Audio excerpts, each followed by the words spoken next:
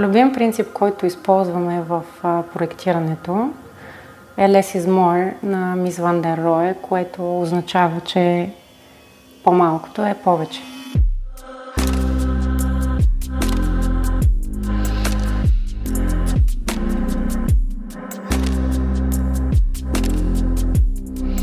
Казвам се Евелина Арсова и съм основател на студио за интериорен дизайн ИВ-АР. Занимаваме се с проектиране на интериори повече от 7 години. Това е моят апартамент и днес ще ви разкажа малко повече за него.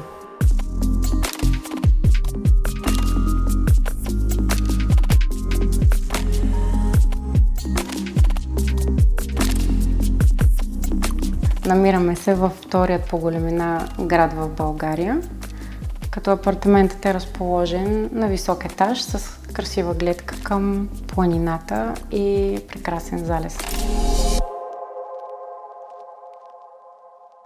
Предизвикателство беше да проектираме апартамент с площ от 34 квадрата, в който основната цел е да има максимално простор, пространство, усещане за въздух, чистота, светлина, уют и топлина.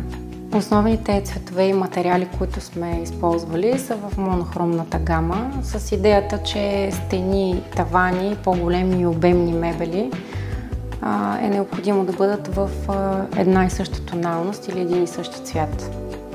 По този начин пространството придобива повече въздух. Основните трудности, които срещахме по време на реализация на самия проект, бяха начини, по които да скрием въздуховоди за аспирация, премахване на стени, за да усвоим максимално простора и пространството, така че да го направим функционално и съответно да има повече място за съхранение на лични вещи. Премахвайки общо взето всички стени от пространството, с изключение на тези от баните, ние по този начин усвоихме цялото пространство, като направихме двете помещения преходни.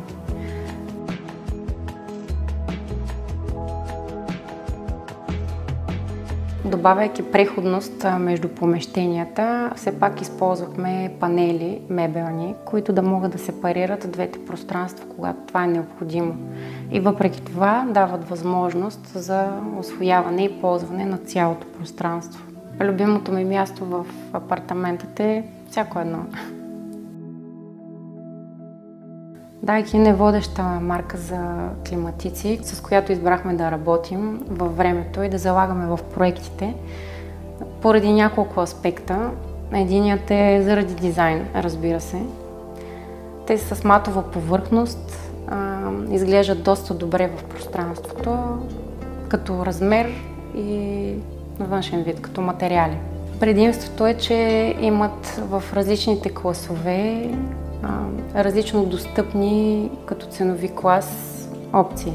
Избираме ги основно и заради енергийната им ефективност, като тук в този апартамент от 34 квадрата успява едно климатично тяло да отопли и да охлади цялото пространство с усещане за комфорт и уют.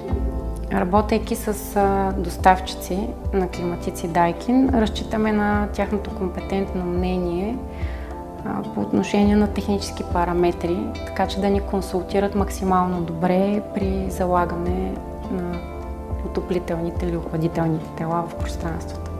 Климатиците на Daikin имат всъщност доста дълъг живот, се оказва. Дори имаме обекти, които реновираме и все пак оставяме старите климатици. Основни важни съвети, които бихме препоръчали, са климатичното тяло да не е точно срещу спалня или срещу диван, а по-скоро над тях. Както и за всекидневна, за максимален комфорт препоръчваме нискостенни климатични тела. Най-често в спални използваме високостенни, за да има максимално пространство за мебели.